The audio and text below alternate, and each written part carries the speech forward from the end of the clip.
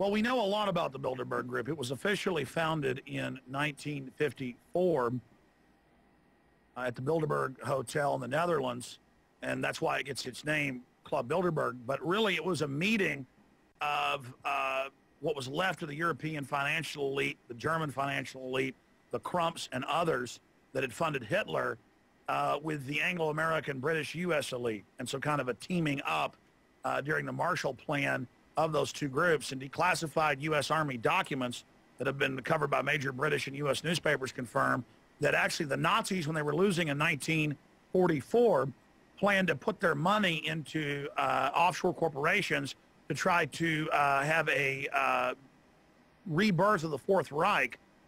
The Third Reich as a Fourth Reich through a corporate system based around a European Union.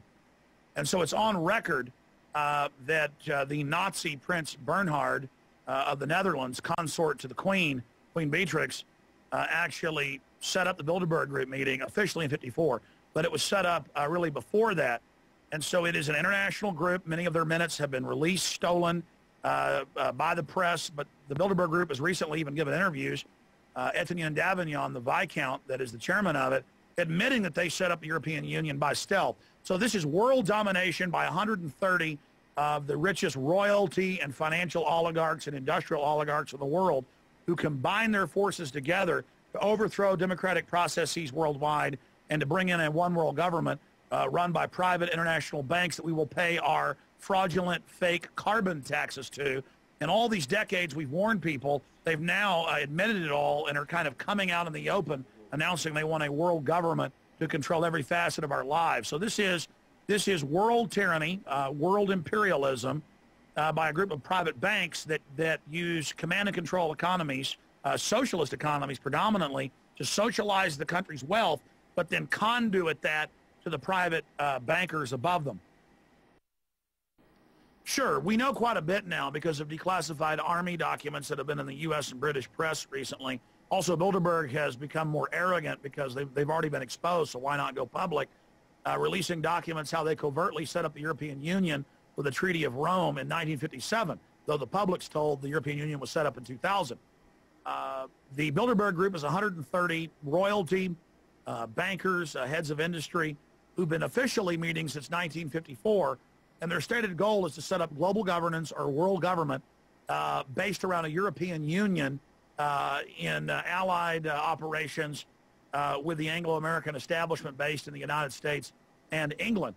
And in 1954 was the first official meeting, but it's been declassified in U.S. Army documents that the Germans knew they were going to lose by 1944.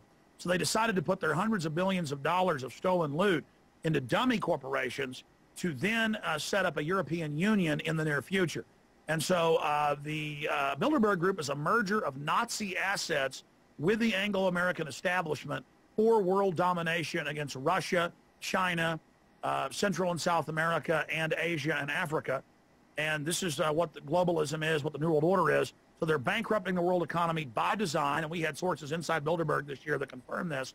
They're bankrupting the world economy by design, lowering oil prices by design to bankrupt Saudi Arabia, Russia, Venezuela.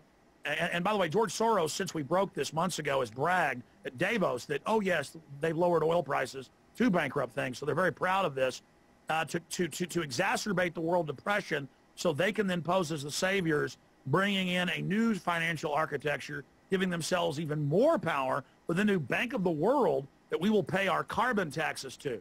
So this is a hellish system. It's not free market. It is private oligarchs who are tired of having to work through governments they control, openly setting up a world government of their own, and then having the governments that they bought and paid for sign on through treaties as signatures to that system. And Bilderberg 2009 had the greatest security that we've ever seen. Bilderberg 2009, they arrested dozens and dozens of private citizens just walking down the beach. London Guardian reporter Charlie Skelton was arrested twice. American Free Press reporters were arrested. Just regular tourists for a 2.5-mile area were arrested. They have the Army, the Navy, the Marines out guarding it there in Greece, right outside Athens. Just absolutely amazing. And the list of the Bilderberg Group, which they now release, is out. And we do now know what their agenda for 2009, 2010 is.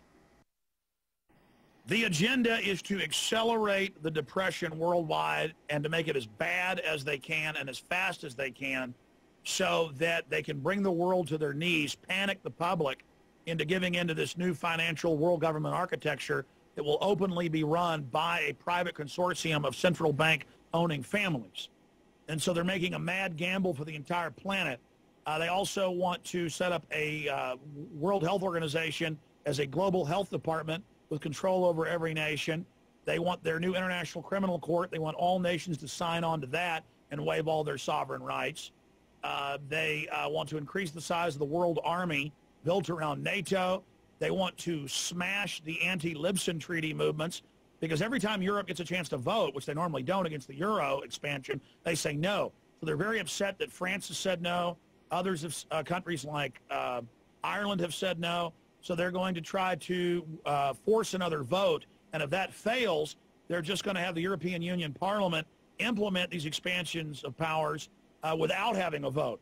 So we see Europe literally just descending into the depths of fascism, literally from the ashes of the Third Reich. We see the rising of a Fourth Reich, which is a bizarre mutation and a hybrid between the British Empire, the U.S. Empire, and the Nazi Empire.